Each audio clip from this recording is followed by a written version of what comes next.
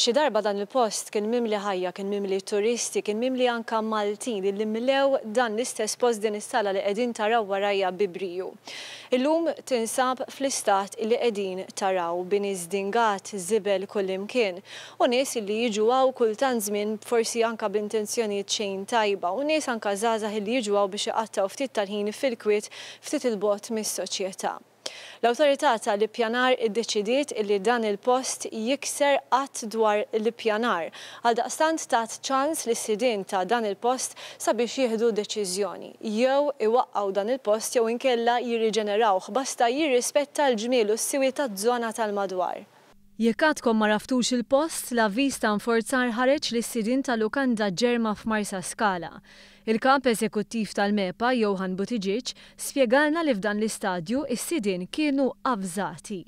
Fis-stat tal-biki, biss jiena jekk l-owner irid jonfoq X amount of money biex iżomm l-istruttura li hemm u jirranġa, għandu il-perjodu kif huwa msemmi fil-liġi li huwa ta' 16 ġurnata biex pratikament u jagħmel dawk ix-xogħlijiet neċessarji kollha biex din ma tibqax an injury to amenity. F'dawn is-16 il-ġurnata l-enforcement notice jista' jiġi appellat.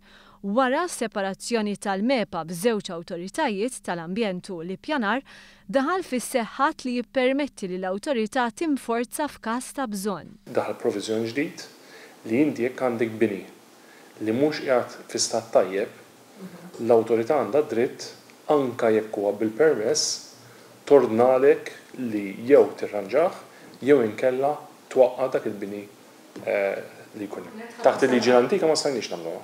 Madankollu għalissa s-sidien għandhom l-opportunità jirregolarizzaw il-pożizzjoni tagħhom.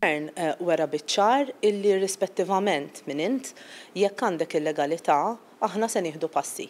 Mhuwiex ġust illi kontra żgħir tieħu passi kontra l-kbir ma tieħux passi. Buttigieg spjega li l-ikbar ħsara qed issir lid-dera tal-post. Millum għal ġifieri biss għal min jidħol fis-sajt hija ta' periklu. Imma dak forsi wieħed jargumenta isma' inti laqmas missek tħalt fis-sajt. Mela l-ixxu hija pratikament ta' estetika. It is an injury to amenity. Dak li hemm hemmhekk huwa ta' ħsara viżwali u ambjentali lil madwar. Is-segretarju parlamentari qalet li dan mhuwiex każ iżolat. Ħada minn katina ta' avvenimenti li aħna qegħdin nieħdu ħsieb illi jsiru biex niklirjaw dawk li huma illegalitajiet. Fuq kollox ma jfissirx li jekk il-ġerma titneħħa ikun qed jitneħħa dritt ta' żvilupp fiha. Jibqa' dritt u l-possibilità li titla' lukanda oħra. Aħna nixtiequ li hemmhekk naraw lukanda ġifieri li tiġi minflok il-ġerma li xi naħsbu u nifhmu wkoll li anke l-poplu ta' Marsa Skala jixtieq li jerġa' jkollu xi ħaġa simili jew aħjar milli kienet il-ġerma.